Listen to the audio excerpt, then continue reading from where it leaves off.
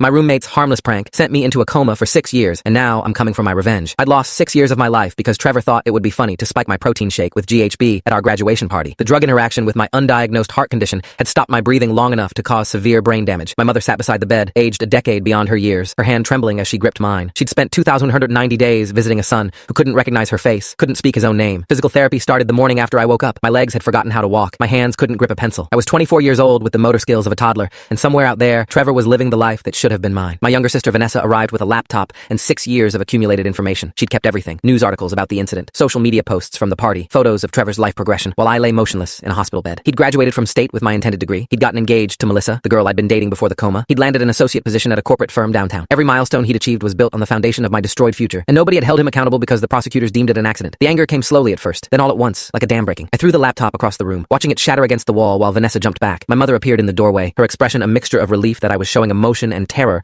at what that emotion might become. She tried explaining that revenge wouldn't change anything, that I needed to focus on recovery and rebuilding my life. But she hadn't spent 6 years trapped in darkness while the person responsible walked free. Trevor had stolen my entire 20s, and the legal system had given him a slap on the wrist and probation. Insurance had covered the medical costs, but my parents had sold their house to afford the specialized rehabilitation facility. Meanwhile, Trevor posted vacation photos from Cabo on Instagram, living in a luxury apartment his corporate salary easily covered. Vanessa had become my unofficial investigator during my coma. She documented everything with the methodical precision of someone who understood that justice delayed might still arrive eventually. Trevor never visited the hospital, never apologized to my family, never acknowledged that his prank had consequences beyond an awkward moment. Physical recovery took 8 months of brutal work. The day I walked unassisted to the hospital cafeteria, my mother cried. Not tears of joy, but something deeper and more complicated. Relief that I'd survived mixed with grief for the son she'd lost. I wasn't the same person who'd gone to that graduation party. This new version was harder, angrier, focused, with an intensity that made people uncomfortable. Dr. Okonkwo called it trauma response. I called it clarity. Vanessa's investigation had uncovered something the police had missed or ignored. Trevor had spiked drinks at previous parties. She'd found 3 other victims through social media groups dedicated to party safety awareness. A girl named Destiny had woken up in a hospital after Trevor's sophomore year party with no memory of the previous 6 hours. A guy named Marcus had experienced severe reactions at a different party where Trevor had been present. Another woman refused to be named, but confirmed she'd suspected something in her drink at one of Trevor's gatherings. None had pressed charges because they couldn't prove anything, and Trevor's family had money for lawyers who made accusation costly. I spent weeks reading every legal document Vanessa had collected. The police report was a masterpiece of minimization. Officers had treated the incident as an accidental overdose rather than a potential assault. My mother kept suggesting I let it go, that dwelling on revenge would poison my recovery. She'd read articles about forgiveness being essential for healing, about how holding grudges damaged the person carrying them more than the target. Easy philosophy for someone who hadn't lost everything. Easy words from someone whose brain still worked the way it was designed to work. She meant well, but her platitudes felt like pressure to accept injustice quietly because fighting back might be uncomfortable for everyone watching. Vanessa had no such reservations. She'd spent 6 years watching Trevor thrive while our family struggled, and her anger matched mine in intensity, if not focus. She started mapping Trevor's current life with the same meticulous detail she'd applied to documenting his past. His apartment building was downtown, 3 blocks from his office. He walked to work every morning at 7:30, stopped at the same coffee shop, and took the same route. His routines were predictable, his security practically non-existent. He'd gotten comfortable in his unpunished freedom, and that's when I started my revenge. Full story is linked below or on my channel.